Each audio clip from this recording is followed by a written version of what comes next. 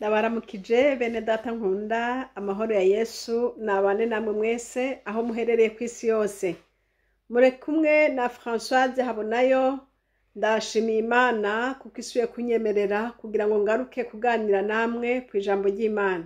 Reka dusenge. Mwami Yesu turagushimiye cyane kubw'uyu mwanya uduhaye. Turaguhaye kaze kugira ngo uturongore Mwami Imana. Udushoboze kuvuga ibyawe Yesu. Utuneshereze utugwanire Mwami. Uzoba ukoze Yesu Kristo. Tugirire neza ubane nanje aho mvugana na bene data kandi mpwemu y'ubwenge mpwemu yo gutahura abane n'abankurikira bose.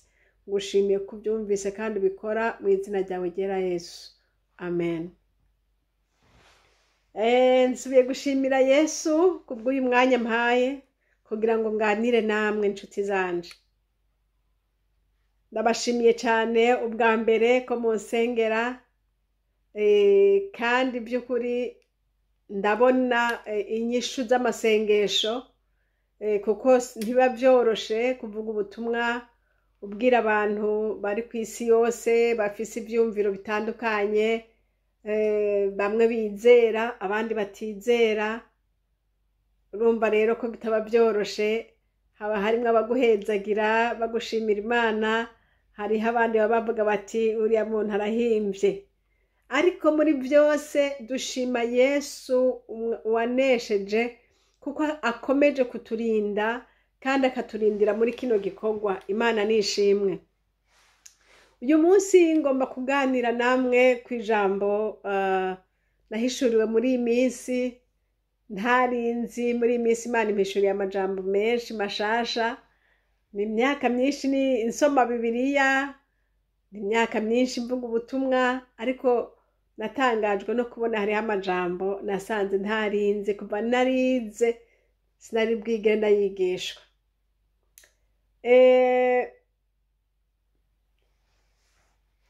Iyi Bibiliya ushobora kuba warayisomye warayizungurutse atajambo na rimwe utazi muri iyi, ariko harashobora kuba hariho ijambo rimwe ryakwinyegeje canke naho kubera yuko hariho ayandi majambo ari ruhande avugwa cane ugasanga hariho akantu kakwinyegeje.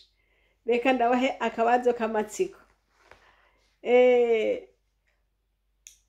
Umuntu yaremwe mw'ivu. Umuntu yaremwe mw'ivu. Mbega mwari muzi ko n'ibikoko nabyo nyene byaremwe mw'ivu?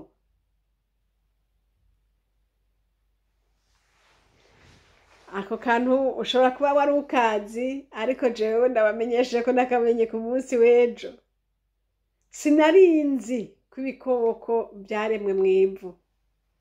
Reka mbanze ndabereka iryo jambo aho riri, mudahava muvuga muti noneho sinzi ibyatuzaniye. Turabisoma hariya mw'Itanguriro igice ca mbere ku murongo ngandaharabe. Itanguriro igice ca mbere ku murongo wa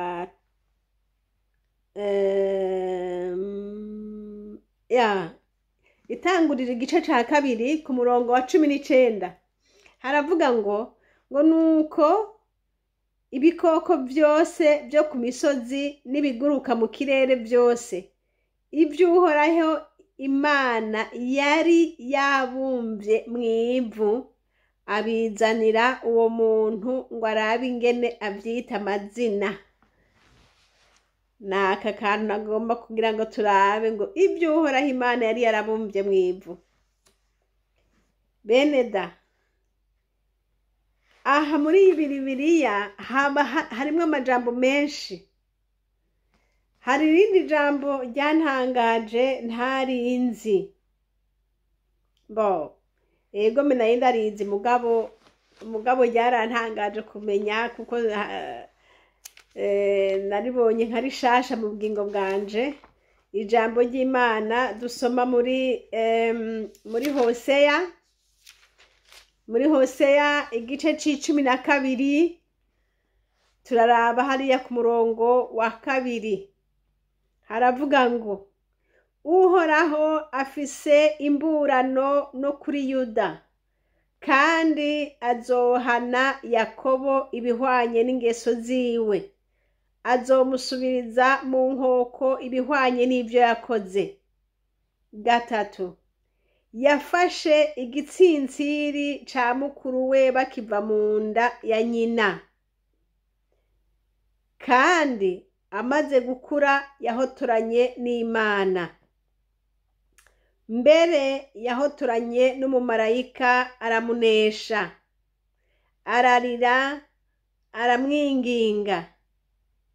I Beteli niho yamuboneye, kandi aho niho yavuganiye nawe. Uhoraho Imana nyen'ingabo, uhoraho niryo zina ryiwe. Nuko rero hindukirira Imana yawe, gumya imbabazi n'ibitunganye, kandi wame witega Imana yawe udahengeshanya. Imana ishimwe. Aha naho ijambo ryantangaje n'ingene Imana yavuze ngo ifitaniye imburano no kuri Yuda, ngo kandi ngo azohana Yakobo ibihwanye n'ingeso ziwe, ngo azomusubiriza mu nkoko ibihwanye n'ivyo yakoze. Yakoze iki? Ngo yafashe igitsintsiri ca mukuru we bakiva mu nda. Murazi neza yuko bavutse ari amahasa babiri, Esawu na Yakobo, kandi Esawu niwe yari mukuru. Kandi igihe yavuka, ngo Yakobo yavutse amukwega igitsintsiri. Rero ngo Imana izomuhana ngo kubwira ico kintu yakoze. Ibyo rero ni ibanga ry'Imana. Ikindi naco natangariye ko ngo kandi ngo maze gukura ngo yahotoranye n'umumarayika. Muribuka ca gihe yahotorana n'umumarayika, hahandi yari asubiye inyuma, avuye kwa hamwe yarazananye na ba bagore biwe babiri n'amasho n'ibiki, asubiye kwa mukuru we ngo basabane imbabazi. Ijambo ry'Imana riratubwira ngo amaze kubajabutsa bose, ngo abagore biwe n'abana biwe byose, ngo we asigara hakuno. Ngo hanyuma ngo hace haza umumarayika, ngo baragwana ngo gushika naho yamufyonze ku mutsi wo haruguru ku kuguru, waca aragenda aracumbagira. Kiriya gihe muribuka ko yamubariye ujya mu marayika aramubwira ati ndekura heraba burakeye, uwundi ati sindakurekura utampezagiye. Aha tubonye ngo ntazoreka guhanwa ngo kubw'ico kintu yakoze co guhotorana n'Imana, co guhotorana n'umumarayika. Hari igihe umuntu yokwibaza ngo biriya bintu umuntu akora canke biriya bintu Imana, umuntu ahora asenga Imana ikamwishura, ukamenga byose Imana aba yavyemeye, ukamenga byose aba ari amahoro. Ariko nagiye nsanga Imana ni Imana iteye ubwoba, ni Imana yo kwitondera, ni Imana umuntu akwiye kugendera munsi y'amategeko yayo. Inshuti zanje, hari igihe umuntu yokwibaza ngo ibintu vy'Imana ngo umuntu ngo yavyize kenshi ngo none ngo arabizi. Ariko reka ndakubwire, nta ubizi, usubire usenge, usubire usome, kumbure hariho akantu Imana yokongera ikakwibira ikakubwira. Aha kuri iri jambo usomye ryo muri Hose ngo guhotorana n'Imana, hari ntahe imwe yarantangaje cane, kandi iyo ntahe ni ikintu cambayeko, kandi naragishinze intahe kenshi. Ariko naho nagishinga intahe mu buryo bwo kwerekwa, Imana yabinyeretse, ariko sinarinzi ijambo rishaka kubisobanura. Ico gihe nabonye nko mu nzozi umuntu ambwira ngo ngo ngenda gutumire, ngo nzogutumira abamarayika bazoza kugutora, ngo kandi nibaza ngo ntuzubagore, hanyuma ngo kandi ngugira ubuntu. Hanyuma mbaza uwo muntu yariko arambwira, ndamubaza nti nogorana gute kandi umbwiye ko ngiriwe ubuntu? Aca arambwira ngo hariho abantu bagorana ngo kandi bagiriwe ubuntu. Ntibagorana gute? Aca arambwira ngo bagorana bavuga ngo umugabo wanje, ngo abana banje sinobasiga bonyene, ngo yaye Mana nyongera iminsi, ngo yaye, ngo uko niko bagorana. Ngo ariko weho ndakubwiye ngo ntuzugorane. Nca ndavuga ngo yegome. Mvuye muri iryo tiro bene da, navuze nti nti naho vyongera gutira ijambo sinzoricira hasi, ntisinzovuga na kimwe, kuko nari numva umenga nshaka kuja kubana na Yesu pe. Hanyuma ico gihe Imana yabimbwira,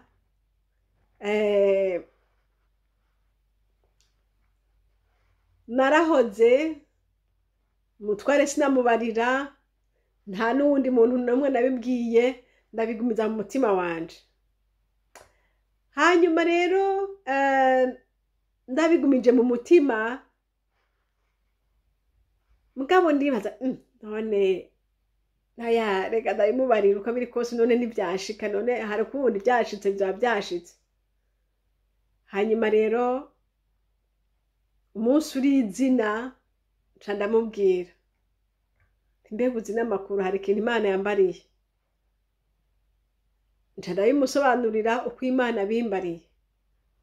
Aca aravuga ngo mw'izina rya Yesu ibyo bintu sinabyemeye, mw'izina rya Yesu sinabyemeye, mw'izina rya Yesu sinabyemeye.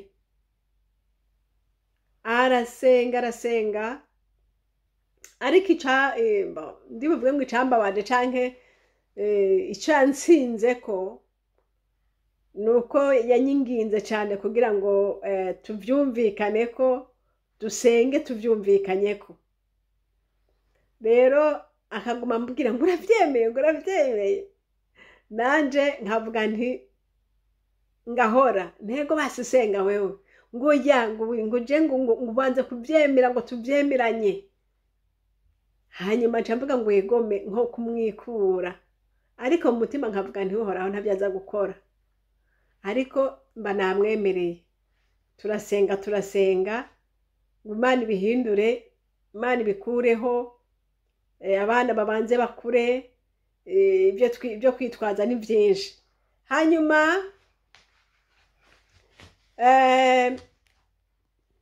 ibyo birarengana, kandi nshimiye Imana, mutware wanje Imana imuhezagire kandi imuhe umugisha pe. Arizera, abwiye ikintu Imana abamenya ko Imana yagikoze, nta bindi byo gusubiramo ngo bikini bikiyoya. Iyo avuze ikintu akabwira Imana bazi ko yabyumvise. Hanyuma rero iminsi iragenda, igihe cagezwe n'umwami kirashika, ariko jewe sinabimenya. Umunsi uri izina nongera kugira izindi nzozi, mbona icupa ryuzuye, tuvuge icupa rigera nko ngaha, icupa ryuzura nko kugera hasigaye gatoyi cyane kugira ngo icupa ryuzure. Nza numva ngo iri cupa ngo ryuzuye ingwara. Navuga ni Imana we, iryo jambo ryaje uko nyene, nta kuvuga ngo izo ngwara nizande, nta kuvuga ngo kubera iki uko nyene.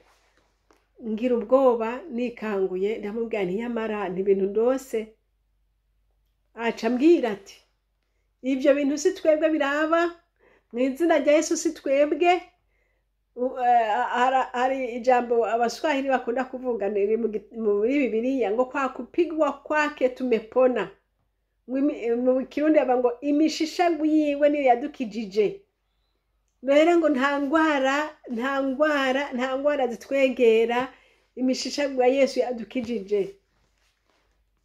Hanyuma rero dushishikara kuvyizera gutyo ko atari twebwe, ko nta numwe yaragwaye kandi nta reka hama rero tubyizeye gutyo iminsi iragenda. Imana yabimbwiye hari kuwa gatanu, bukeye kuwa gatandatu nirirwa ndiko ndiyumvira kuri izo nzozi. Kuwa Mungu turaca turagenda mu misa, twicaye mu misa twicaranye, arandaba mu maso, andabye mu maso acambwira ngo ati atuzi n'amakuru, aterega wavyimbye mu maso. Hama ubwo nyene ca ndahaguruka nca ndagenda muri toilette ndaraba, Yesu we, nsanga mu maso noneho si mu maso gusa, ndaraba no ku maboko, ndaraba no ku maguru, nsanga navyimbye pe, kandi sinzi ikintu na kimwe nabaye. Hanyuma ivyo birahera. Dushitse muhira ntangura gufatwa n'ingwara, uko umunota wahera, uko umwanya wahera niko ingwara zindi zaza ziyongera. Noneho fatwa n'ibintu byo kwiyagaza ku mubiri, ndiyagaza ndavuga nti Yesu we, ibi bintu nibiki? Ivyo birahera. Noneho umutima utangura kwiruka cane. Uko iminsi yagenda niko ingwara zaza ziriyongera, gushika naho hageze ahantu bakubise umuryango, hamwe umuntu yuguruye, narasanuka nkaho umenga umutima ugira umvemo. Ivyo vyose bigenda biyongera gushika naho hageze igihe biranka ko nshaka gufungura, mfunguye nkavomisa, ibintu biba nabi.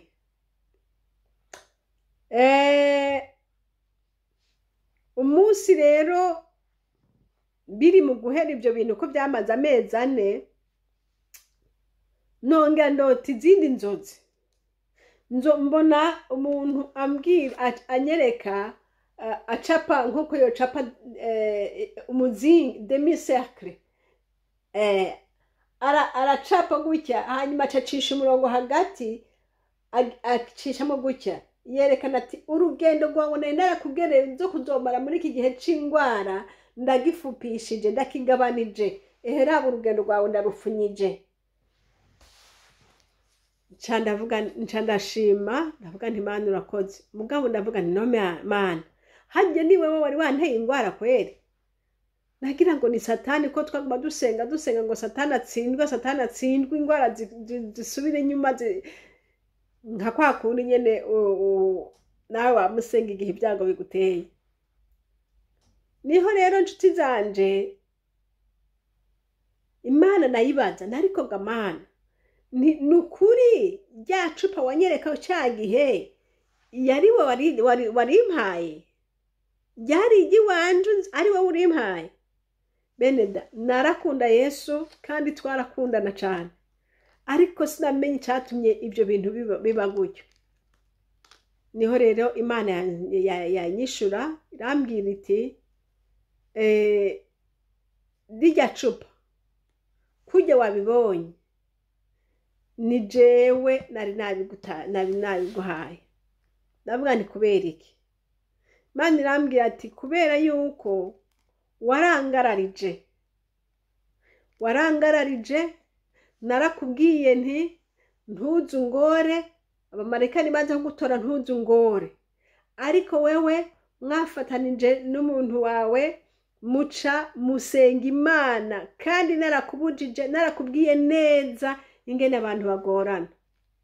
Ati rero nico catumye nanje ndaguhana, ariko Imana ibingiriye imbabazi, ndayishima. Imana yacu n'umuvyeyi.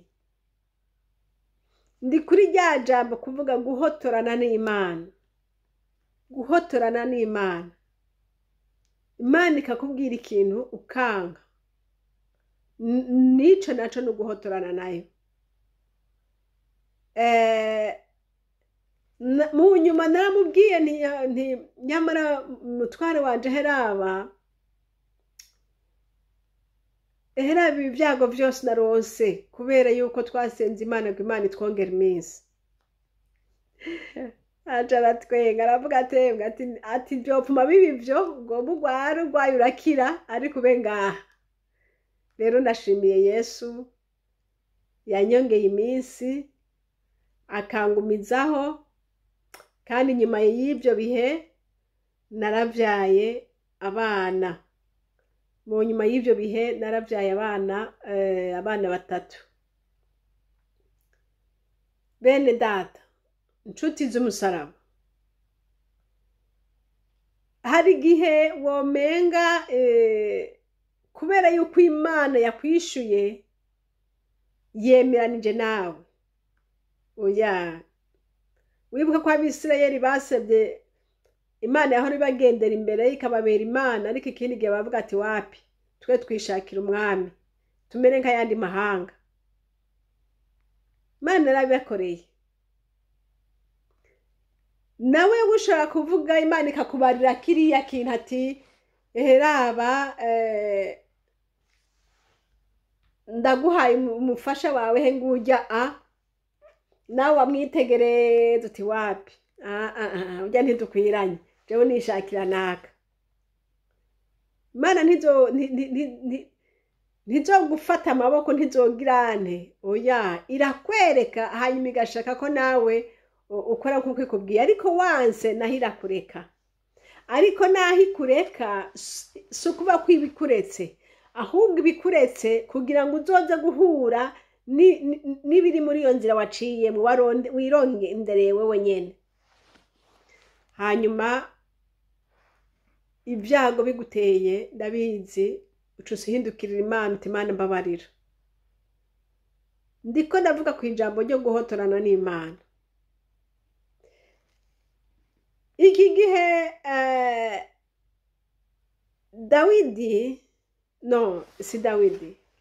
Yakobo yanigana n'umumarayika, yariko arabita kambi ati mpezagira, kandi yaramuhezagiye ati witwa nde? Nitwa Yakobo. Aha, guhera ubu rero ntucitwa Yakobo, witwa Isirayeli.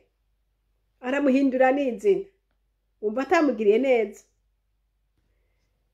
Ariko aha turabonye ngo ntazomureka atamuhanye ngo kubw'ingeso ziwe, kuko yahotoranye n'umumarayika. Umve inshuti zanje ndababwira, muri uru rugendo turimwo n'urugendo rufise mu Giswahili bavuga ngo amasharti, sinzi ndabuze ijambo, rufise nibuvuga rufise ibyangombwa, rufise ibyo bisaba. Uru rugendo turimwo si urugendo umuntu agendamwo nk'uko abyishakira. Oya, uru rugendo turimwo n'urugendo umuntu ashaka kugira ngo ugende neza, ugenda nk'uko umwami Imana yakubariye. Aho uca hose ibyo urimwo byose urabe kuri kuragenda nk'uko umwami Imana yakubariye.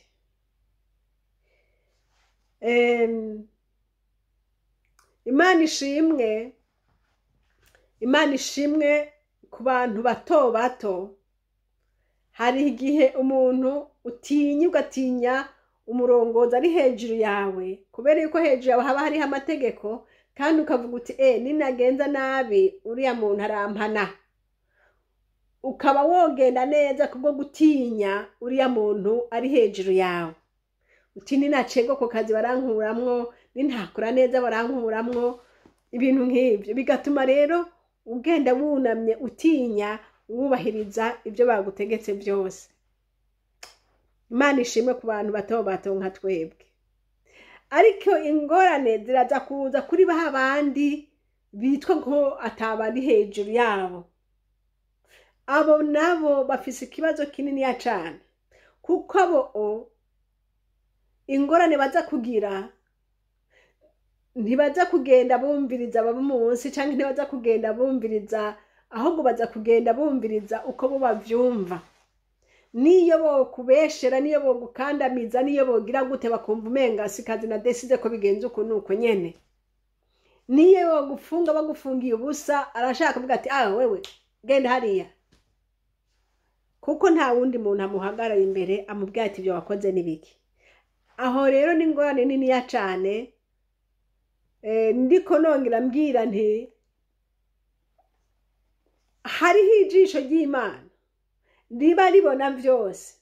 Rero uri umuntu udatinya Imana kaba kakubanye, ariko wowe uri umuntu utinya imana naho uri muri ico kibanza co hejuru kubera kwa gutinya imana uguma uvuga uti ijambo ry'Imana riravuga yuko ntakwiye kubonera umuntu ijambo ry'Imana riravuga ko nkwiye gusonera abandi ijambo ry'Imana rikagenda rikuragira. Imana ishimwe. Ariko kutubaha Imana nawe mugendekera gute? Bimugendekera gute? Abantu baba baragowe koko. Ariko Imana ishimwe mu buryo bumwe canke mu bundi Imana igenda ishiraho ukuntu abantu bagenda bagira ugutinya bakagira ico bubaha. Rero ibi ndiko ndabivugira iki? Ndiko ndabivugira mu buryo bwo kugenda ingene umuntu akwiye kugenda muri uru rugendo turimo. Muri uru rugendo turimwo bidusaba ko tugendana n'Imana, tukagenda twubaha Imana. Imana ikubariye ngo caha wemere ucaho nyene, ariko niwagomba guhotorana nayo izokwihorera, ibyo ushaka izobiguha. Ariko kandi ijambo ry'Imana muri hose yari tubariye ngo Imana ntizobura kuguhanira ibikorwa wakoze. Ngaruka kuri ya ntahe nababarira ko Imana yari yambwiye kandi gasenga, none Imana ntiyanyongeye iminsi. Mbega inyuma y'iyo minsi yanyongeye sinavyayemwo abana 3 kandi ubu barakuze. Barakuze ubu n'abagabo. Ariko naho biruko Imana, ijambo ry'Imana riguma hahandi riti sinzoreka kuguhana. Yarampanye kweri. Ico gihe yarampanye nababwiye ko nagwaye amezi 4 kandi nkaremba. Nararembye hageze naho ngomba gupfa, ariko Imana irakinga. Naragiye mu bitaro ndamara iminsi 3 banshiramwo serumu. Bitewe n'izo ngwara nyene ntazi iyo biva niyo bija. Ariko kuko Imana ari Imana ivuga ukuri, yangiriye imbabazi. Imana ishimwe. Ariko naho yangiriye imbabazi sinari bwigere menya iri jambo ryo guhotorana n'Imana. Eka nari numva yuko igihe cyose Imana ikubwiye ikintu wumva utagishimye ukwiye guca usenga Imana bigahinduka. Kandi numva nyene nezerewe no kubibwira bene data yuko ari uko nyene. Kandi koko ubikoze gutyo Imana irakumva kandi irabihindura. Ndashima Yesu yankijije impfu nyinshi cyane ntovugira ngaha. Ariko uko byabaye kose nizi saha ndiko ndavuga Yesu akomeje kundinda kandi azokomeza kundinda. Ariko icyo mvuga ni iri jambo nahishuriwe ryo guhotorana n'Imana. Niba hotorana n'Imana nshuti yanje ukabona Imana yakubariye gutya nawe utekaye je ngomba ko bigenda gutya, ube hange kandi wihute gusaba Imana imbabazi. Kuko itazokoreka itaguhanye. Hanyuma ikindi naco ijambo ry'Imana riratubwira ngo twizigire Imana. Mbega nigiki gituma muhotorana n'Imana? Jewe ubwanje nigiki catuma ico gihe mvuga ntekaye Imana tugasenga ngo Imana ibihindure? Ico twasengera kwari kubera yuko utwari wanje nkunda sinashaka kumusiga wenyene. Ico ni kimwe. Abana banje nkunda navuga nti baracari bato, Mana numfashe ndabarere. Ariko reka ndababwira beneta, honyene uvuze gutyo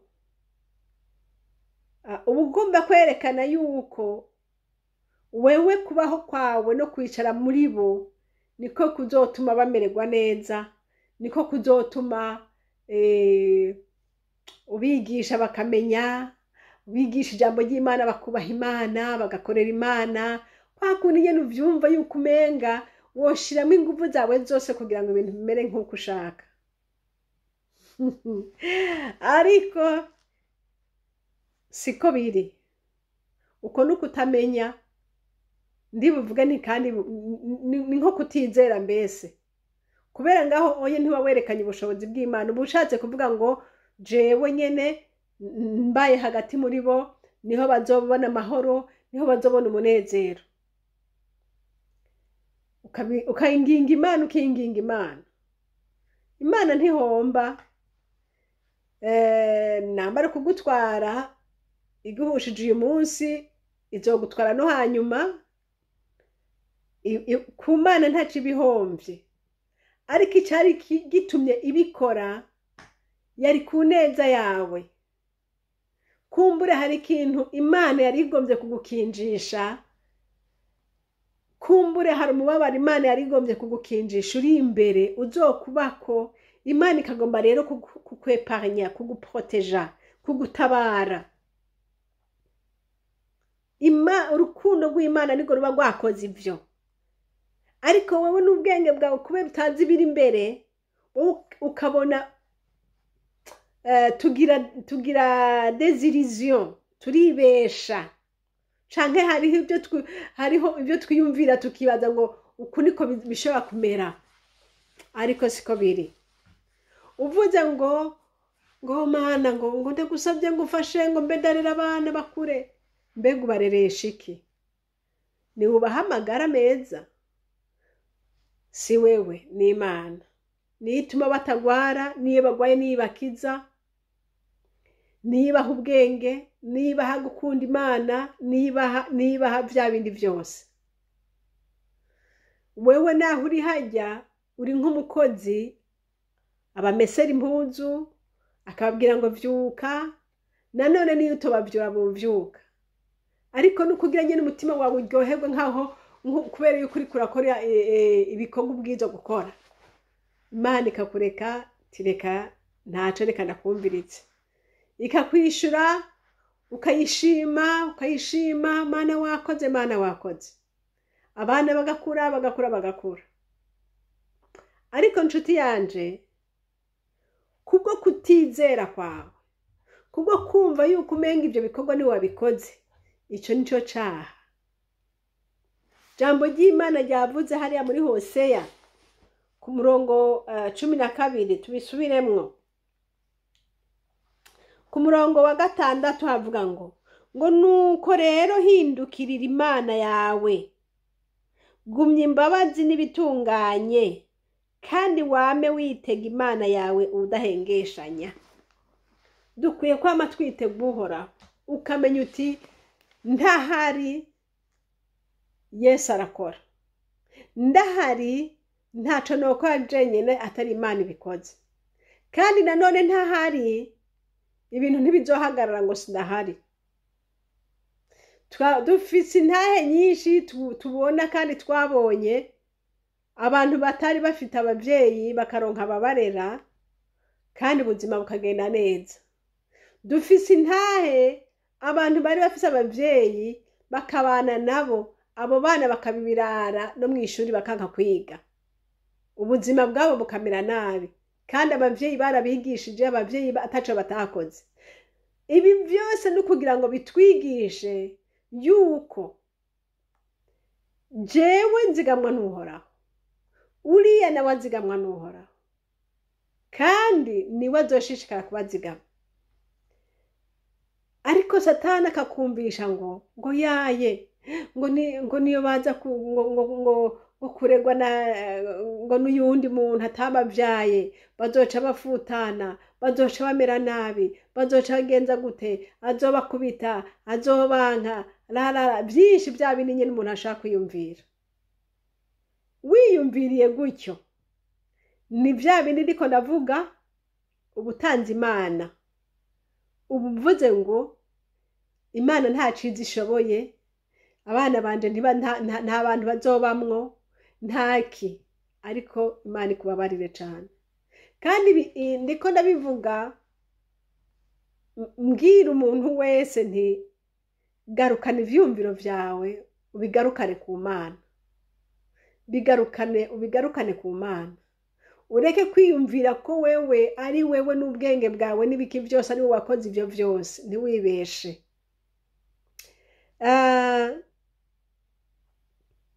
hari igihe wokwibaza ngo uri kumwe n'abo bana bawe uzobabwira ijambo ry'Imana, uzobasengera, uzogira gute, bazoba abakozi beza, bizomera gutya na gutya na gutya. Hindukira urabe, mbega uko wavyibaza niko biri? Mbega aho nta mwana mu bana bawe ufise ubona ko byanse byakunaniye kweri? Urabe naho iruhande yawe no mu banyi bawe urasanga harimwo umwe akunda Imana cane, ugasanga ubundi wewe wapi. Ubirabe mu bakozi b'Imana, nama ndavyitegeza, nama ndabiraba, none biva kuki? Biva kuki nyene? Ntibiva kuri wewe wapi? Nujya ubona ahagaze neza mu Mana, ntibiva kuri wewe, oya. Rero Imana nishimwe, Imana nidufashe bene data, twige kuvuga ngo Mwami Yesu, ibyagezwe byawe mpa kubigenderamwo, mpa gukora ibyo ushaka, mpa kukumvira, mpa kugendana nawe mu nzira zose ncamwo. Kuko ugendanye n'Imana, inshuti yanje, mu nzira Imana iguciriye harimwo umunezero, harimwo amahoro yose. Mu nzira Imana iciyemwo niho hari ibyo byose wifuza, niho biri. Ushobora kubona iyo nzira umenga iragoye, ushobora kubona iyo nzira umenga irimwo amahwa, tuvuga ugasanga Imana iguhaye umugore, uwo mugore atize, uwo onyagiye azomfasha iki, jewe mfise ibintu byinshi, jewe nkeneye umuntu nyene yameze uku nuku. Inshuti yanje, Imana niyakubari ati nguriya twarurya nyene, kuko muri urya harimwo vya bindi byose, y'amahoro yose warondera nihari. Imana nihabwa icubahiro.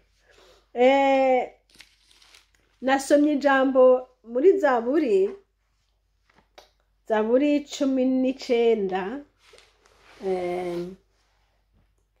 katurabe Zaburi 19. Yesu, haleluya. Zaburi 19 hariya ku murongo w'indwi havuga ngo ibyagezwe by'Uhoraho biratunganye rwose, bihembura ubugingo. Iby'Uhoraho yashingiye intahe ni ibyo kwizegwa, biha imburabwenge ubwenge. Imana ishimwe. Ngo ibyagezwe Uhoraho yigisha biragororotse, binezereza umutima. Ibyo Uhoraho yageze nibitanduye, bituma amaso yanje yihweza. Ukubaha Uhoraho kuratunganye, kwamaho ibihe bidashira. Amategeko y'Uhoraho n'ay'ukuri, aragororotse rwose. Haleluya. Amategeko y'Uhoraho n'ay'ukuri, aragororotse rwose. Imana ishimwe. Bene data, iyi Mana twizeye ni Imana nziza yo kwizegwa, tubeho tuyumvira. Nshuti, ukuri kose ugira igitinyiro c'Imana muri wewe. Niwagira igitinyiro c'Imana muri wewe, uzogenda neza, kuko uzokwirinda gukora ico Imana yakubujije. Niwakora ico Imana yakubujije, izoguhana. Ishobora kutaguhana ubunyene, ariko ntizokureka itaguhanye. Rero Imana ibaha umugisha. N'aya majambo nari ngomba gusangira namwe. Ntimugahotorane n'Imana, ariko wumve ico Imana ivuga. Kuko naho wohotorana nayo, ukanka gukora ibyo kubari, ukabisaba ibindi binyuranye n'ivyakubwiye, izokureka. Ariko ntizokureka itaguhanye. Kurya yabwiye Yakobo ati mfitaniye imburano nawe, ati kuko wahotoranye n'umumarayika. Kandi agihotorana nawe wamenga yaranesheje, wamenga ni ibintu vyiza, ariko ngo ntazoreka atamuhanye. Nawe nshuti, wige kudahotorana n'Imana, wige kurondera ibyo Imana ishaka, kandi ubikurikirane. Imana iguhezagire. Imana irushizaho kutwungura, kuyimenya, kuyisobanukirwa. kare naho anshinga intahe ngo imana yarangiriye neza, ngo imana yaranyongeye iminsi, ngo imana yarangize gutya, nanjye ndasenga imana irabihindura. Imana yarakoze. Ariko uyu munsi ndanakubwira nti imana nivuga nturindire guhotorana nayo, kuko bigishaka nibyo vyiza, nibyo vy'ikimazi, nibyo bitunganye, nibyo bitunganye. Imana ibikurinze ibintu vyinshi cyane, ariko niwayireka ugahotorana nayo, vya bindi imana yari yashatse kukunyegeza, vya bindi imana yari yashatse kugukinjisha, uzohura navyo kandi uzobabara, uzorira, uzogira nte, ariko kandi ntuzuyibabarire kuko niwe yari yagukinjishije ariko uravyanka. Rero ntugasubire guhotorana n'Imana, ariko ureka Imana ikurongorere mu byo ishaka, kuko nibyo vyiza. Abana dufise twabahawe n'Imana, abatware dufise twabahawe n'Imana, abagore ufise wabahawe n'umwana. Niwe icyo cyose ufise, nta kintu na kimwe ufise, n'ayo matungo yose ufise wayahawe n'Imana. Imana data ibahezagire. Mwami Yesu, urakoze kubwira ijambo duhaye, udufashe duhezagire mwene data wese ahari, iri jambo rigira aho muri mukuye naho rimushikanye. Mwami Imana, utubabarire twese aho twagiye duhotorana nawe, utubabarire Mwami Yesu, utugirire imbabazi, uzobukoze. Mwami bana n'umwe wese ahari umuha umugisha. Urakoze kubikora gutyo, ni mu izina ryawe ryera Yesu, amen. Mwari kumwe na Françoise Habonayo. Nimero zanje za telefone ni +46 768 0065 46. Kandi ishene turiko ni ishene Habonayo. Imana data ibaha umugisha mwese, amen.